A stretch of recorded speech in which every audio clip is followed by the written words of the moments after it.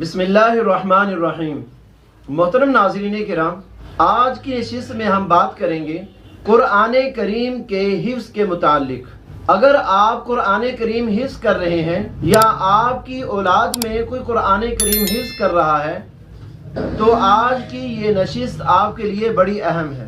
ناظرین کرام، سب سے پہلے تو ہم بات کریں گے قرآن کریم حفظ کرتے ہوئے جو سبق یاد کیا جاتا ہے اس کا کیا انداز ہونا چاہیے۔ آپ یہ بات ذہن نشین فرما لیں کہ قرآن کریم حفظ کرنے کے لیے جو آپ سبق یاد کریں گے، سب سے پہلے آپ نے اس سبق کو دیکھ کر اچھی طرح سے یاد کرنا ہے۔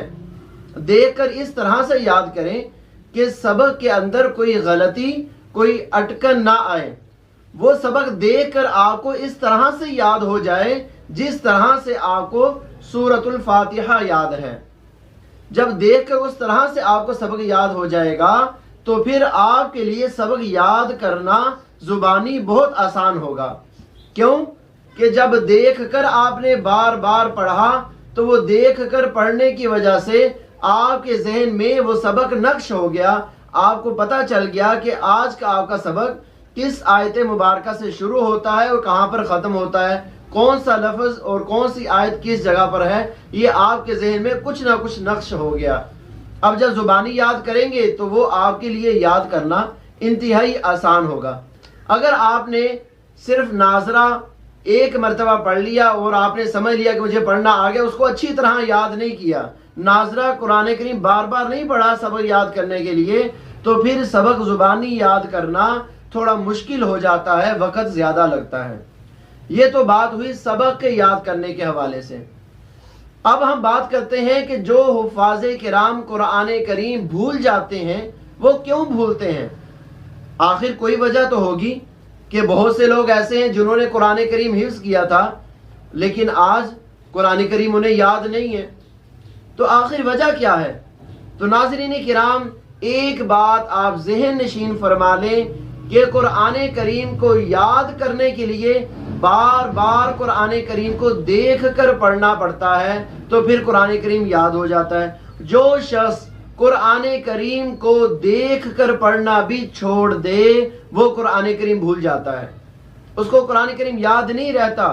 نبی پاک صلی اللہ علیہ وسلم نے کیا فرمایا کہ قرآن کریم وہ بھولتا نہیں ہے بلکہ بھلا دیا جاتا ہے، یہ اللہ کی طرف سے ناراضگی ہوتی ہے۔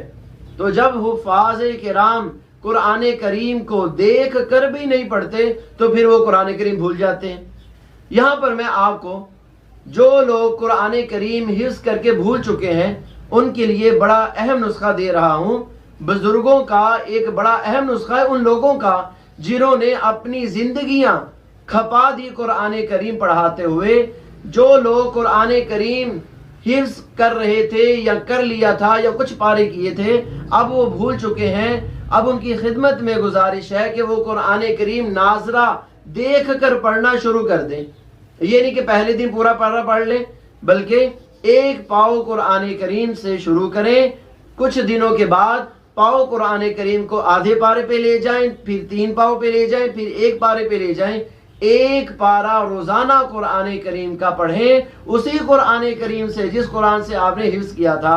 اگر 15 لائن والے قرآن سے حفظ کیا تھا تو اس 15 لائن والے قرآن سے ہی آپ وہ ایک پارہ ناظرہ پڑھیں گے، اور اگر 16 لائن والے قرآن سے حفظ کیا تھا تو وہ 16 لائن والے قرآن سے آپ ناظرہ دیکھ کر پڑھیں گے۔ جب قرآن کریم کو روزانہ آپ پڑھیں گے، روزانہ پڑھیں گے، ایک پارہ آپ نے روزانہ پڑھنے کی ترتیب بنا لی تو پھر آپ یاد رکھیں 1 سال میں 12 مرتبہ آپ نے قرآن کریم پڑھ لیا۔ تو اس طرح جب بار بار قرآن کریم آپ دیکھ کر پڑھتے جائیں گے تو وہ آپ کو زبانی یاد ہوتا چلا جائے گا۔ مجھے یاد ہے کہ ہمارے جو استاد محترم تھے، حفظ کے استاد قاری عامر شہزاد صاحب دامت برکاتہم العالیہ، قربان جائیں کہ ان کے والد محترم صوفی محمد بشیر صاحب ان کا نام تھا، قرآن کریم کے حافظ نہیں تھے لیکن حافظ کی غلطی نکال لیتے تھے۔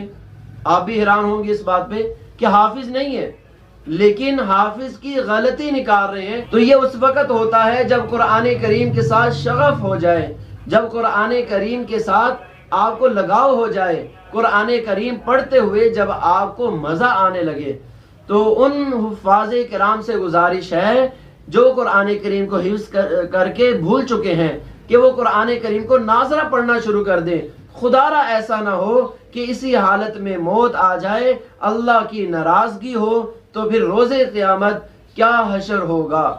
اللہ تعالیٰ سے دعا ہے کہ اللہ تعالیٰ ہمیں قرآن کریم کو حفظ کرنے کی توفیق عطا فرمائے. آمین.